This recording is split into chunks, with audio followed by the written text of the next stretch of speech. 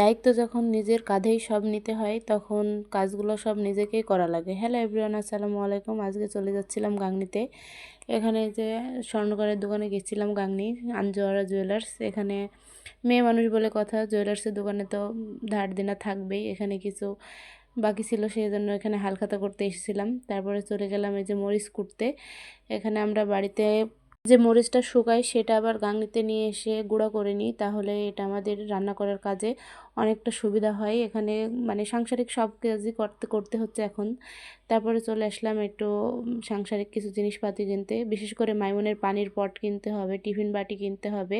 এগুলো মানে খুবই প্রয়োজনীয় জিনিস, কারণ আমার ছেলেকে স্কুলে ভর্তি করতে হবে, তাই এগুলো লাগবে। এখানে মাইমন একটা খেলনা দেখে কান্না করছিল, এটা কিনবে। আমি তারপরে ওটা বললাম যে কিনতে হবে না বাবা, ওটা কিনলে তুমি তো চালাতে পারবে না, এখন বড় হয়ে গেছো। তারপরে এখানে আবার আমাদের এখানে গ্যাস মিষ্টান্ন ভাণ্ডারে চলে এসেছে গাংনীতে। এখান থেকে দই মিষ্টি নিয়ে নিলাম, এখানে কিছু ফ্রুটসও নিয়ে নিলাম মাইমনের জন্য।